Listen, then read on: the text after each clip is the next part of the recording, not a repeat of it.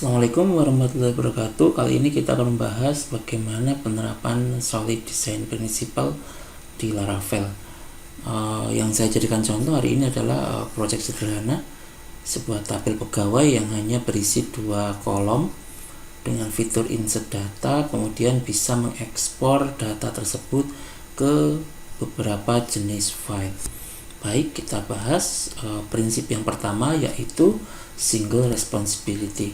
Perlu diingat bahwa pada single responsibility sebuah kelas itu hanya boleh berubah untuk satu alasan, seperti itu. Misal di sini saya memiliki sebuah controller ya. Controller di sini namanya pegawai controller. Dia memiliki beberapa metode, yaitu satu index untuk menampilkan data pegawai ke halaman dashboard.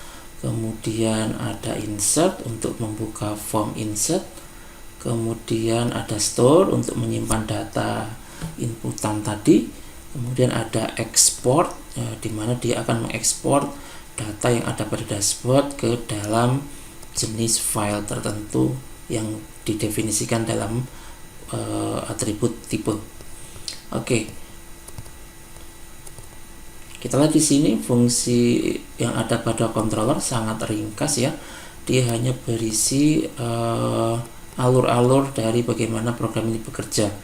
Misal pada function index di sini dia hanya memanggil metode get data dashboard, berarti dia ngambil data kemudian melempar datanya ke view seperti itu. Kenapa di sini tidak menggunakan model secara langsung? Mungkin teman-teman biasanya sering menggunakan model. Nah, di sini kita menggunakan kelas perantara, yaitu pegawai repository. Tujuannya apa? Tujuannya agar detail bagaimana data itu diambil itu kita letakkan di dalam kelas pegawai repository. Di sini. Oke ya. Di sini misal get data dashboard itu di sini hanya memanggil model pegawai kemudian mengambil seluruh data. Dalam kasus ini, misal nanti ingin ada modifikasi, berarti yang kita modifikasi di sini filtering datanya, misal hanya menampilkan kolom tertentu. Nah, berarti kita atur di sini. Tapi yang ada pada controller itu cenderung tetap, tidak berubah. Kan alurnya tetap ya, hanya yang berubah adalah bagaimana kita ngambil datanya. Nah, kalau kita letakkan model di sini, berarti kan kalau ada perubahan data yang diambil, kita ubah pada controller. Nah, sehingga campur aduk antara alur dengan teknis pelaksanaan seperti itu. Kemudian di sini ada function insert ya, dia sudah cukup singkat, hanya manggil view insert.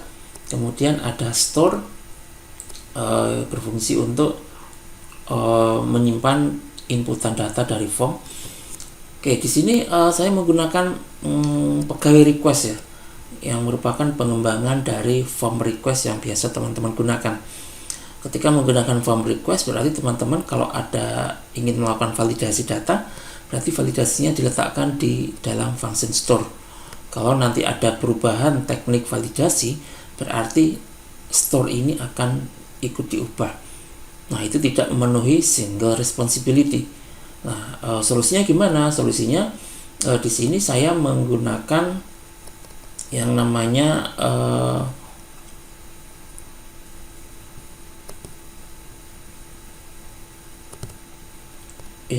adalah pegawai request ya. Ini sudah bawaan Laravel ya, teman-teman bisa temukan di dalam panduan Laravel.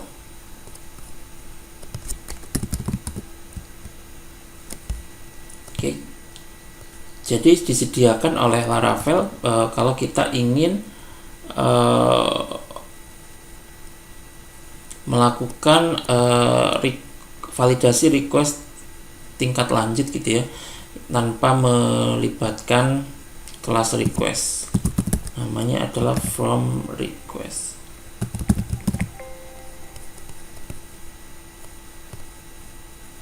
Nah, di sini ya. Di sini caranya kita melakukan perintah php artisan request, kemudian request custom katakanlah ya, yang kita inginkan. Di sini saya memberi nama pegawai request. Nah, nanti kalau kita sudah melakukan perintah ini, PHP Artisan make request pegawai request, nanti pada folder app http kemudian request akan ada kelas baru namanya pegawai request. Nah, di pegawai request ini teman-teman bisa menuliskan detail dari validasinya. Jadi validasinya itu terpisah dari controller seperti itu. Jadi ketika ingin mengubah validasi, kita tidak mengubah controller tapi mengubah pada pegawai request. Kalau teman-teman menggunakan form request ini ya, teman-teman perlu nanti mengubah nilai return value dari authorize ini menjadi true, karena defaultnya dia adalah false seperti itu ya. Nah, di sini kita lihat kita sudah memisahkan ya beberapa fitur teknis ke kelas khusus, sehingga kalau nanti ada perubahan kita tidak mengubah alur yang ada di sini. Ya, kan alurnya tetap ya, alurnya adalah membuat data tapi atau menyimpan data, tapi validasi itu kan bisa kita letakkan pada tempat tersendiri. Oke, di sini function saya ketika menginsert data tidak menggunakan model pegawai ya, sama seperti yang atas tadi. Untuk menginsert data saya menggunakan pegawai repository. Ini kelasnya bikin sendiri ya, jadi PHP Artisan make class untuk membuat kelas sendiri namanya pegawai repository. Di sini create data ya. Inputannya bukan lagi request tapi pegawai request. Kemudian untuk memvalidasinya kita memanggil method validated. Ini sudah ada di panduan Laravel ya, jadi method validatednya tidak saya buat sendiri. Saya hanya menggunakan fasilitas yang sudah disediakan oleh Laravel ya. Di sini ada keterangannya. Oke, kalau sudah saya membuat data menginsert data ke database berdasarkan data yang sudah divalidasi tadi dengan memanggil model pegawai. Jadi pegawai repository ini adalah perantara antara controller dengan model. Oke, lanjut ke yang selanjutnya adalah export ya. Di sini digunakan untuk mengekspor data. Mungkin metode export akan kita bahas pada prinsip yang selanjutnya. Oke, itu kira-kira tentang single responsibility. Jadi di sini ketika ada perubahan gitu ya, entah nanti perubahan format data yang mau ditampilkan atau format validasi, itu kita tidak mengubah-ubah apa yang ada pada pegawai controller. Di sini pegawai controller berfungsi untuk menyimpan alur atau business logic dari aplikasi kita. Oke, itu single responsibility. Kemudian open close principle. Open close principle menyatakan bahwa aplikasi itu boleh ditambahkan fitur tapi tanpa mengubah kode yang sudah ada. Nah, di sini saya contohkan yang bertambah fiturnya gitu adalah export data ya. Karena kan bisa PDF, bisa Excel, dan masing-masing ini caranya berbeda. Nah, di sini saya menggunakan Smarty untuk yang PDF, sedangkan untuk yang Excel menggunakan Laravel Excel. Ini jelas caranya sama sekali berbeda.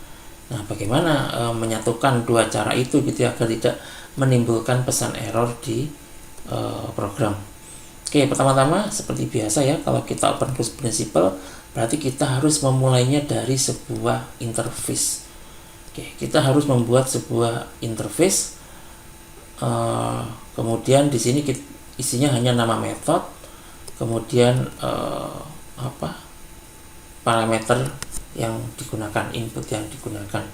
Misal export ya, collection di sini saya isi dengan collection data dari Eloquent. Berarti ini hasil ngambil dari database menggunakan model. Gitu ya. Jadi saya ingin mengekspor data yang dari model itu, data dari database ke bentuk tertentu.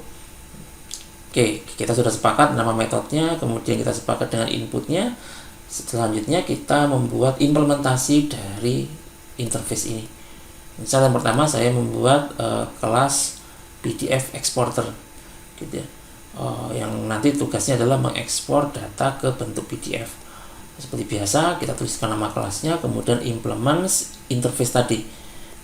Interface-nya itu export table tadi ya, dimana pada interface tadi hanya ada satu method yang berisi satu argumen, yaitu data dari model. Kemudian di dalamnya kita tuliskan sesuai dengan tutorial yang ada ya. Nah, ini tinggal kita copy paste saja dari tutorial yang ada di sini.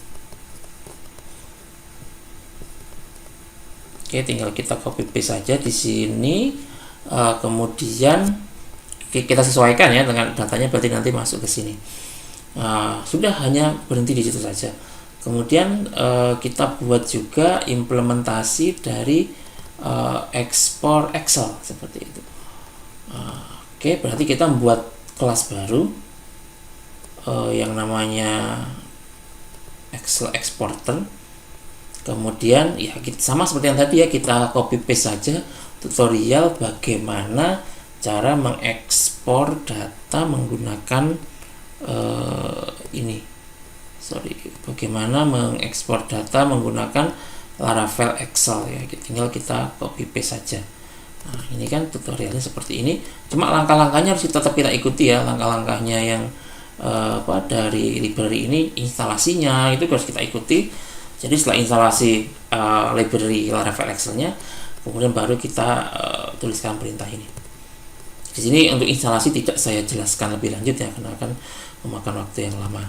Oke, ininya setiap kita bikin fitur baru, kita implement interface tadi. Karena kita sudah implement, berarti kita harus punya metode export dengan argumen input collection data. Kemudian kita tinggal tuliskan tutorial langkah sesuai dengan tutorial yang ada. Kita sudah punya nih Excel exporter maupun PDF exporter. Selanjutnya apa? Selanjutnya kita harus bikin factory. Factory itu nanti yang menentukan exporter mana yang mau dipakai, gitu ya. Jadi berarti ini pabriknya. Kita bikin kelasnya namanya exporter factory. Namanya terserah sih kelasnya apa gitu ya. Kemudian di sini kita bikin metode gitu ya, yang nanti berfungsi untuk memilih exporter mana yang mau dipakai. Misal di sini saya beri nama get exporter engine gitu ya, dengan atribut tipe filenya. Jadi pengguna masukkan tipe file. Kalau tipe filenya PDF, maka yang di return adalah PDF exporter gitu ya. Kalau tipenya Excel, yang di return adalah Excel exporter seperti itu. Oke, kalau sudah kita buat faktorinya gitu ya, yang nanti berfungsi untuk memilih mana yang mau dipakai. Selanjutnya kita bikin di sini kelas exporter nanti. Kelas exporternya nanti yang berfungsi untuk mengeksekusi perintahnya. Di dalam kelas exporter ini kita manggil exporter factory tadi ya. Kemudian kita panggil get exporter engine tadi. Kemudian kita masukkan tipe file yang mau dipakai. Jadi ketika perintah ini selesai dilaksanakan, pada atribut engine ini akan ada kelas dari exporter sesuai dengan tipenya. Nah, kalau sudah, baru kita panggil metode exportnya. Apapun tipe engine yang kita pilih gitu ya, pasti di dalamnya ada metode export gitu, sehingga apapun nanti jenis engine yang kita pilih ya, perintah ini tidak perlu diganti seperti itu. Kemudian kita sudah bikin eksporternya ya, untuk milih engine tadi, untuk mengeksekusi perintah, untuk mengekspor data. Tinggal sekarang kita di sini kita buka controllernya. Oke, kita buat sebuah metode, misal namanya export, dengan atribut berupa tipe data, tujuan ekspor data ya, PDF atau Excel gitu ya. Kemudian di dalam sini kita ambil data gitu ya, pakai repository get data dashboard misal di sini. Kemudian jadi ini untuk ngambil data. Kemudian kita panggil tadi kelas exporter tadi yang ini ya. Oke. Kemudian kita panggil metode export. Kita masukkan tipe datanya, kemudian kita masukkan argumen kedua adalah datanya. Ya kan, di sini kan tipe data, kemudian datanya. Nah, nanti si exporter ini seperti kita jelaskan tadi, dia akan mengambil engine exporternya sesuai dengan tipe datanya. Kalau sudah, dia akan memanggil metode export. Sekali lagi, apapun tipe datanya, metode export ini tidak akan error, karena pasti ada metode export dengan argumen berupa collection di dalam exporter engine-nya. Oke, sehingga aplikasi kita itu tidak mungkin error. Oke, langkah terakhir kita buatkan view-nya. Di sini view-nya saya beri 2 tombol ya di sini, insert sama export. 3 tombol, insert, export, argumen pertama export, kemudian argumen kedua adalah jenis file yang mau diekspor. Kemudian di dalam root saya tuliskan seperti ini ya. Jadi ketika ekspor itu dia membaca satu parameter tambahan, yaitu tipe data. Jadi misal PDF nanti ekspor garis miring PDF, kalau Excel ekspor garis miring Excel, seperti itu. Dimana tipe data itu nanti masuk ke sini. Oke, kalau sudah tinggal kita coba. Ya, ini kita coba insert data.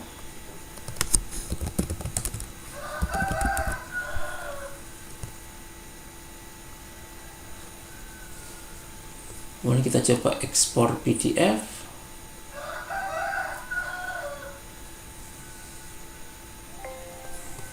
Oke, sudah berhasil. Kemudian kita ekspor Excel.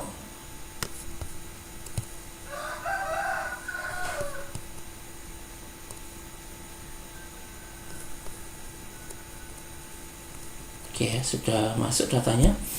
Nah, kurang lebih seperti itu cara menggunakan solid design principle yang open close principle ya. Jadi sangat-sangat bergantung pada penggunaan interface. Kemudian yang ketiga adalah list scope substitution. List scope substitution ini berkata bahwa child itu bisa menggantikan parent, gitu ya. Child itu bisa menggantikan parent tanpa harus menimbulkan error. Di sini bisa kita contohkan pada pegawai request tadi ya. Kalau kita lihat tadi pegawai request itu kan dia sebenarnya turunan dari request ya, turunan dari form request. Oke, di sini. Nah, kalau teman-teman buka pada pegawai repository,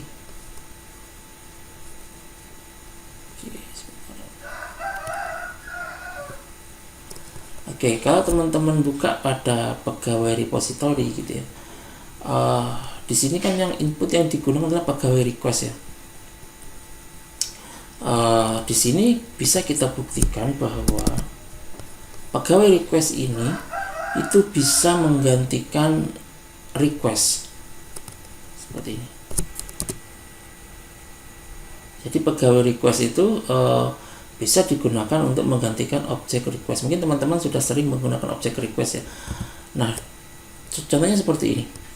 Di dalam create ya, itu kan bisa kita inputkan seperti ini.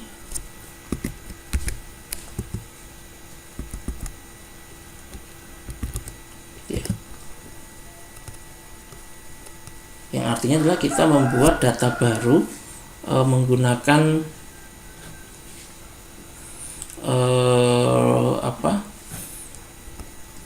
membuat data baru dengan menggunakan semua data yang ada pada request. Sekarang kita coba ya, dan ini sudah bawaan Laravel ya. Request all ini sudah bawaan Laravel. Kalau teman-teman cari tutorialnya itu banyak.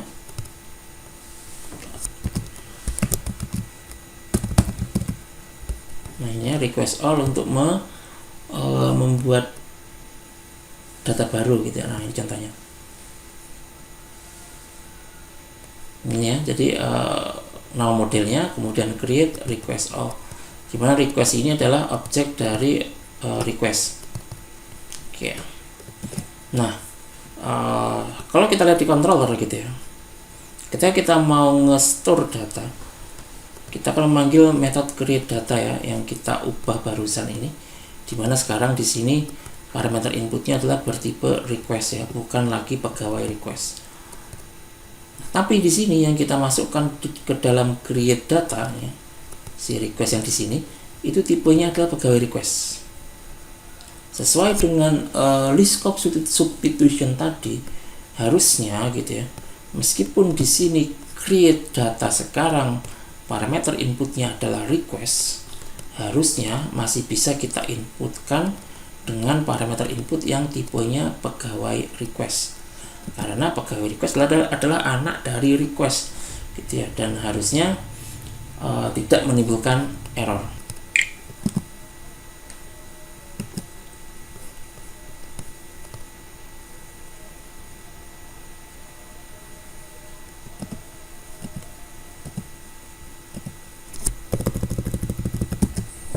Oke, coba lagi.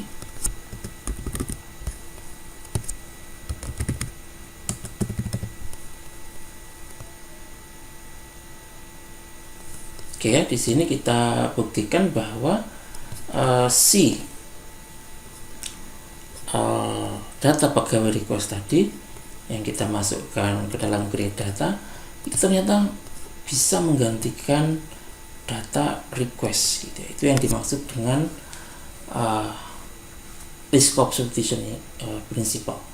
Kemudian yang keempat adalah interface segregation, yang artinya setiap metode yang ada pada interface itu harus terimplementasi gitu. Jadi nggak boleh ada metode yang di sini dideklarasikan tapi kemudian tidak digunakan, itu tidak boleh.